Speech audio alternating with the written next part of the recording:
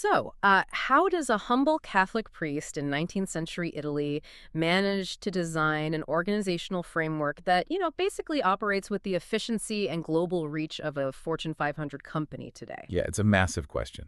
Right. To figure that out, we're digging through this really fascinating stack of historical texts, Catholic encyclopedia entries, biographies, and even the contemporary websites of the religious orders he inspired. We're taking a deep dive into the life of St. Anthony Mary Gianelli. Because the story here isn't just about a religious figure, right? Exactly. It's about a master systems architect. I mean, we are looking at a guy whose organizational blueprint literally spanned oceans and outlasted him by Oh, centuries. go that doubt. But I think what makes this exploration so compelling is the central mystery of his leadership style. On one hand, he was known for this radical, boots on the ground philosophy of compassion. His order actually calls it vigilant evangelical charity. But then on the other hand, he was this uncompromising, sometimes ruthless manager who fired people without hesitation. Okay, let's unpack this. How does someone reconcile boundless frontline charity with top-down, kind of cutthroat institutional discipline? It's a phenomenal contradiction, really. Yeah. And to understand how those two traits don't just, coexist, but actually fuel each other, you really have to look at the specific historical chaos Gianelli was born into. Right, the timing is crucial. Yeah. If we connect this to the bigger picture, he was born on April 12th, 1789, which is the exact year the French Revolution begins. Wow, okay. So his entire life plays out against a backdrop where old, established structures are literally being torn down. Yeah, Europe is going through this massive, rapid secularization. I mean, between the French Revolution and the early movements to unify Italy, the Risorgimento, the traditional power of the church and the state is just completely fractured. Precisely. The old rules were gone. The institutions that people had relied on for stability were crumbling. And when a society is in that kind of freefall, it desperately needs leaders who can offer both deep intellectual clarity to rebuild the foundation and, highly practical, immediate relief for the people getting crushed in the rubble. And Gianelli definitely did not come from the elite class that usually provided those leaders. Yeah, not at all. He was born on Easter Sunday in this tiny, quiet village called Cerreta in the Liguria region of Italy. His parents were just humble sharecroppers working the land, but he clearly had this raw, undeniable intellectual talent. Absolutely. And here we hit our first major pivot point. The owner of the farm where his father worked, a woman named Nicoletta Bizzo, she notices just how brilliant this kid is, so she essentially steps in and bankrolls his education at the seminary in Genoa. Yeah, she was a major catalyst. I mean, I'd imagine for a wealthy landowner in a time of political upheaval, funding the education of a sharp local kid was almost like an angel investor spotting early talent, right? Yeah. Like a localized strategy for stabilizing her own community. That is a really pragmatic way to view it. And historically, it tracks.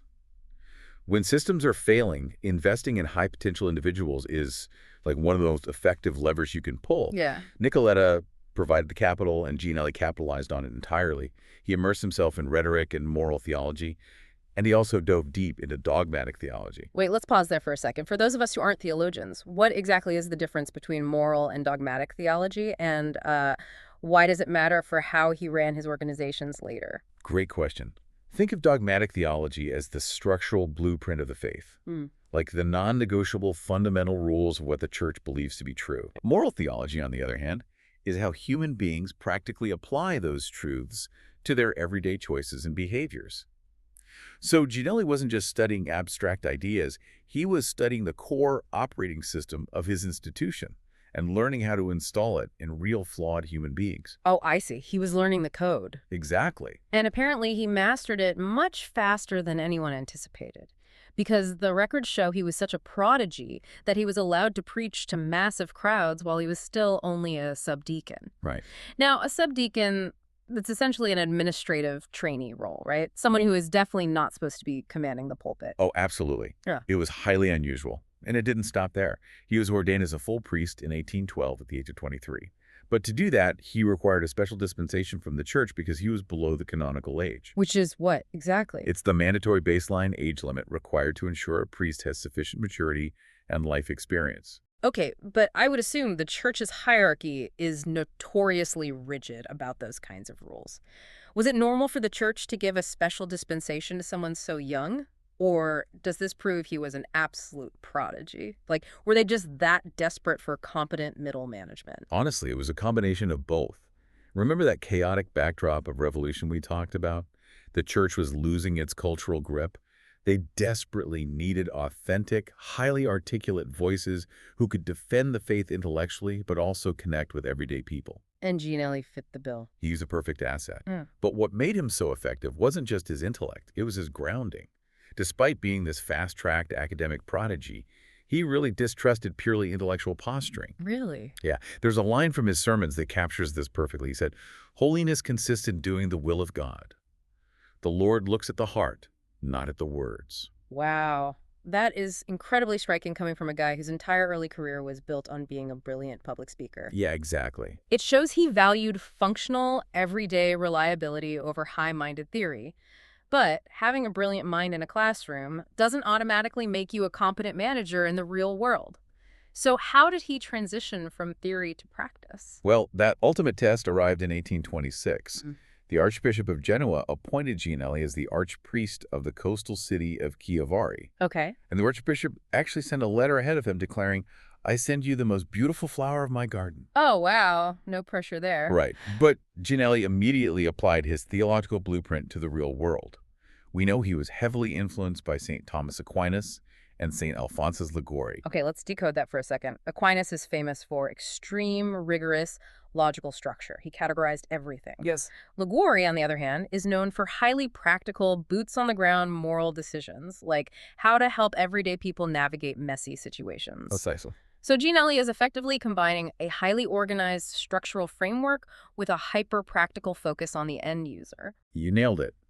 And we see that structural framework materialize in 1827 when he founded a mail order called the Missionaries of St. Alphonsus, or the Ligurians. Got it. Their specific function was to preach and provide intellectual and moral reform for the rural clergy. They were the system upkeep team. But he knew that wasn't enough. 2 years later, on January 12, 1829, he gathered 13 young women from various social classes and formed a female order. The Daughters of Our Lady of the Garden, right, often called the Giannium Sisters. Exactly. Here's where it gets really interesting. Their mandate was completely different from the men's. They were dedicated to the free education of orphans and eventually directing hospitals. Yes, very hands-on. If we map this onto a modern organizational structure, it's like Gianelli purposefully designed two distinct divisions. The male priests were like an internal think tank and policy reform group working from the top down. The female order was his frontline disaster relief NGO working from the bottom up. It was a highly sophisticated dual approach. He recognized that you cannot fix a broken society purely through intellectual debate, but you also can't sustain frontline charity without a solid moral framework behind it. Right. And that frontline unit was put to a terrifying test very quickly. You're talking about the 1835 cholera outbreak. I am. Yeah, the historical records paint a really grim picture. This wasn't just a tough season, it was a plague tearing through the Liguria region. And Gianelli responds by organizing this massive penitential procession of 7,000 faithful. Yes, it was. They carried this medieval wooden crucifix known as the Black Christ through the streets, pleading for the city to be spared. And there's this incredible detail. The swallows. Yes, the accounts describe a miraculous-sounding moment where, as Gianelli preached, a multitude of swallows suddenly began circling the crucifix. It's a striking display of communal solidarity. Whether you view that as a miraculous sign or just a natural anomaly, the psychological impact on a terrified populace was profound. Oh, about. The crucifix remained exposed for 80 days, and Chiavari largely escaped the worst of the contagion. But his response wasn't just symbolic leadership. In 1836, the Sisters of his order voluntarily walked straight into the cholera wards to assist the victims directly. Right into the danger zone. Yeah. They were intentionally exposing themselves to a highly lethal disease. Which brings me to a major operational question. The guy is managing a male reform order, a female frontline NGO, orphanages, missions, and navigating a literal plague. It's a lot. I mean, it sounds like he was working himself to the bone. How did he avoid burnout with that level of output? Did he just have an incredibly high tolerance for stress, or was there an internal mechanism keeping him going? It was absolutely a mechanism. Gianelli relied on a punishingly strict daily routine and a deeply personal faith. And his charity wasn't passive. He engaged in intense personal mortification to stay grounded, including wearing a cilice. A cilice, for those unfamiliar, that's the spiked metal chain worn tightly around the thigh, right? Yes, it is. It's a historical practice of physical penance. From a modern perspective, it sounds extreme, but in his context, it served a specific psychological function. Ah, so. It was a constant physical tether to the reality of suffering. It prevented him from becoming insulated by his own leadership status. His drive was intense, but it was highly focused. He had this famous quote, "Time is short. While we have it, let us do good." Ah. He ingrained this concept into his organizations. It's what his order calls vigilant evangelical charity. Vigilant evangelical charity. That sounds like having an active radar system for need. Instead of sitting in an office waiting for a crisis to be reported, you're actively scanning the horizon for suffering and moving toward it before it even asks for help. Exactly. It's proactive, not reactive. But this is where the narrative shifts from localized compassion to systemic power. Because of his effectiveness, he's appointed as the Bishop of Bobbio in 1837 and consecrated in 1838. Right, and Bobbio is a major historical seat. It's the site of the famous ancient abbey founded by St. Columban. Whom Gianelli actually wrote a biography of. Exactly. So suddenly, this frontline charity architect is elevated to a role of absolute top-down authority in a major diocese. And this is where the central mystery we talked about earlier really hits. The transition of power. Yeah. We have this image of a gentle, compassionate saint who loves orphans and walks into cholera wards, but the moment he gets institutional power, he turns into a ruthless, corporate turnaround artist. He used his Ligurian priests to completely reorganize the regional clergy. He did. The historical texts are very clear. He actively punished and explicitly expelled unworthy, lazy, or corrupt priests. He just fired them. Yes, he purged the diocese. There is a specific story about a former student of his, a priest named Cristoforo Bonavino. Bonavino started drifting away from Catholic doctrine and eventually joined the Freemasons. Which was a massive deal back then. Right. In that era, joining the Freemasons wasn't just a social club. It was a direct ideological rebellion against the church. Gianelli didn't just gently counsel him, he warned him sharply, basically saying, "You will cause the church grave displeasure." And Bonavino didn't listen initially. No, but he did actually repent years after Gianelli died, and later praised his former teacher's life as a continuous and perpetual act of faith, hope, and charity. But my question is, so what does this all mean? What do you mean? The guy famous for his boundless love for orphans is also firing priests left and right. How do we reconcile the gentle saint with this ruthless, corporate-style cleanup manager? Well, what's fascinating here is that Gianelli didn't see a contradiction at all. We have a very modern, somewhat sanitized definition of charity that equates it with being perpetually agreeable or avoiding conflict. Right, like just being nice. Exactly. Yeah. But Gianelli understood that true charity requires deep moral integrity. If you are the bishop, your primary duty is the spiritual and physical protection of thousands of vulnerable people. Leaving corrupt, indifferent, or dangerous leaders in positions of power just to keep the peace isn't charity, it's institutional negligence. Oh, wow. So to protect the flock, you have to be willing to eliminate the bad shepherds. The discipline isn't about cruelty, it's about fierce protection. Precisely. Gianelli believed that leaders had to be living, transparent examples of the rules they preached. He had a brilliant philosophy that he articulated clearly. It is better to be few and resolute than many and inert. Better to be few and resolute than many and inert? That is brilliant. It completely rejects the idea of scaling up just for the sake of having a massive headcount. Quality over quantity. Yes. To Gianelli, moral integrity in leadership was a form of charity to the wider community. You can't deploy a rapid response team to a cholera outbreak if the leadership authorizing it is lazy or corrupt. Exactly. His rigorous standards were the mechanism that protected the vulnerable people he was trying to serve. That reframes his entire character. He wasn't acting out of anger, he was ruthlessly defending the mission's integrity. And that integrity was about to face the ultimate stress test for any organization, which is the sudden absence of its founder. Yes, his premature death. In 1846, at the age of 57, Gianelli was in Piacenza trying to recuperate from an illness, but he succumbed to a sudden fever and tuberculosis. He died. It was a very sudden halt for a man defined by constant action. And historically, this is the moment where we see if an organization's framework is actually robust or if it was entirely dependent on the presence of its leader. And the outcome for his two organizations was drastically different. The Ligurians, that male order he created as an intellectual think tank to reform the clergy they dissolved. Yeah, very quickly. By 1856, just 10 years after his death, they were defunct.